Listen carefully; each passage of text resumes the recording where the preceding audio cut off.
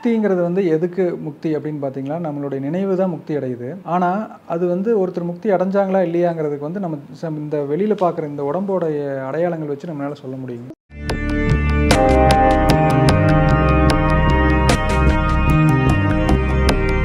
அனைவருக்கும் வணக்கம்.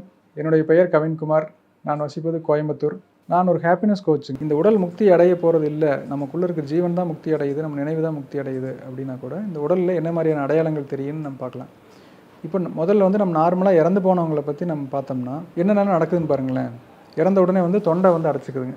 நம்ம வாழ்நாள் ஃபுல்லாக எத்தனையோ உணவும் தண்ணியும் நம்ம அது வழியாக போயிருக்கும். ஆனால் இறந்த கொஞ்ச நேரத்துலேயே இந்த தொண்டை வந்து அடைச்சிக்கும். நீங்கள் வாய் வழியாக நீங்கள் தண்ணியெலாம் ஊற்றுனீங்கன்னா உள்ளே இறங்காது.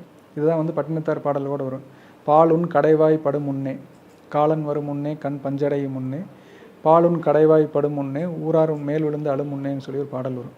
அப்போ நீங்கள் பால் ஊற்றுனீங்கன்னா கடைவாய் வழியாக தான் வரும், உள்ளுக்குள்ளே போகாது. தொண்டை அடைச்சிக்கிறது ஒரு அடையாளம். அப்புறம் வந்து இந்த இறந்த உடனே பார்த்திங்கன்னா இந்த நமக்குள்ளே இவ்வளோ நாளாக சுருங்கி இருந்த திசுக்கள்லாம் வந்து ரிலாக்ஸ் ஆன உடனே யூரின் மோஷன் எல்லாம் வெளியில் வர ஆரம்பிச்சிருங்க. அது கூடவே வந்து ஆண்களுக்கு சுக்கில ஜலமும் பெண்களுக்கு சுரோனித ஜலம்.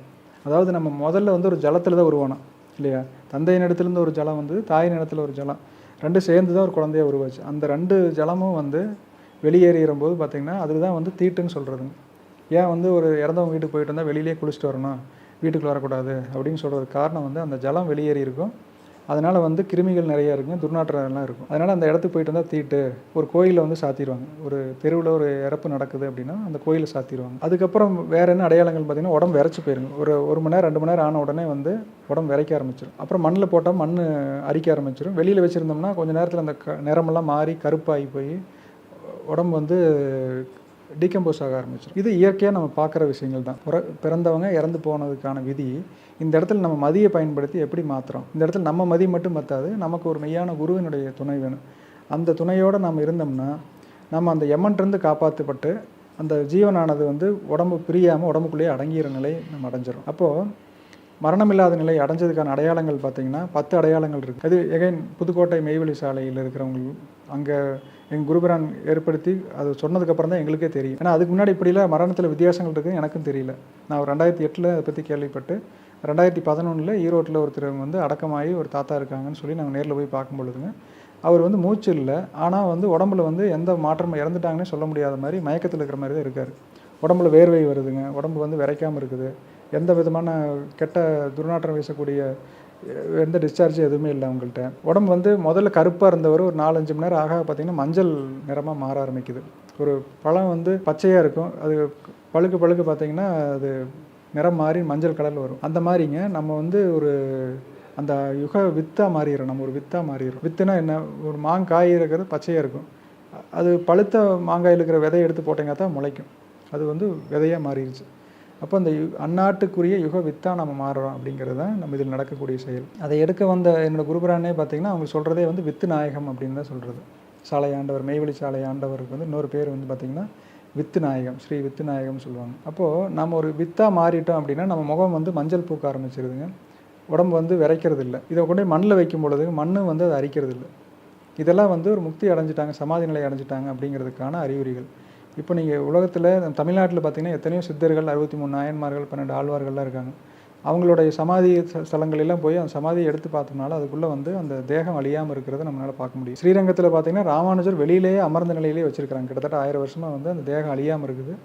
இதெல்லாம் நமக்கான ரெக்கார்டு கொடுக்குறாங்க. இப்போ நான் சொல்கிற விஷயம் வந்து அது எப்படி சாத்தியமாகும் அப்படின்னா, மண்ணுக்குள்ளே போய் பறித்து பார்த்தோமா, 1000 வருஷத்துக்கு அப்புறம் அந்த உடம்பு அழியாமல் இருக்குன்னு பறித்து பார்த்தோமான ஒரு கேள்வி கேட்கலாம், நியாயமான கேள்வி தான். அதுக்காக தான் வெளியிலேயே வந்து ரெக்கார்டு வச்சுருக்காங்க. இப்போ ஸ்ரீரங்கத்தில் ராமானுஜரோட சமாதி நீங்கள் போனால் நேர்லேயே பார்க்கலாம், அவங்க தேகம் தான் வெளியில் வச்சுருக்காங்க, உட்காந்த நிலையில் வச்சுருப்பாங்க. அப்போது இதுதான் மரணத்தில் வந்து 2 விதமான ஒரு நிலை இருக்குது.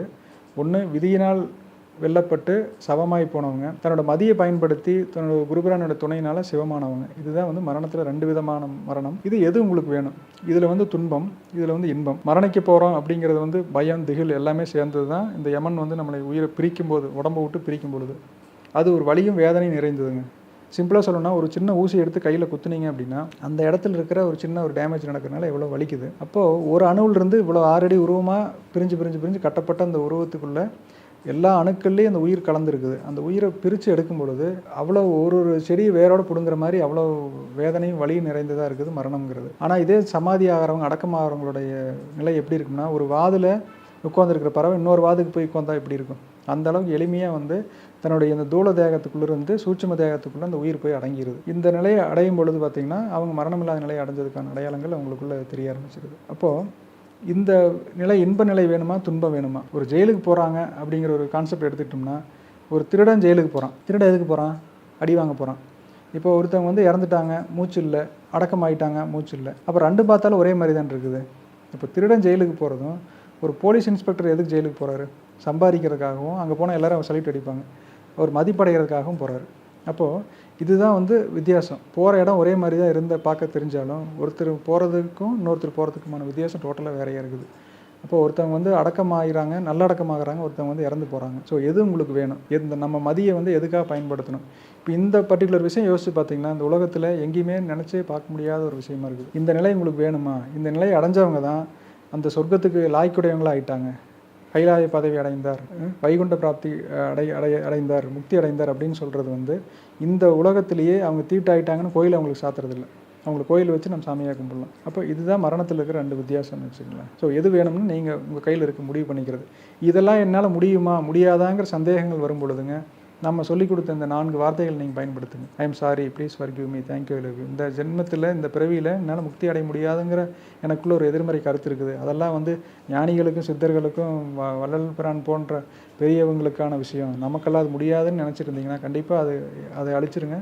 அவங்களால கண்டிப்பாக முடியும். அந்த முடியுங்கிற எண்ணத்தை கொண்டு வந்ததுக்கப்புறம் நீங்கள் அந்த குரு பிரானை தேடுங்க, உங்களுக்கு கண்டிப்பான விடை கிடைக்கும்.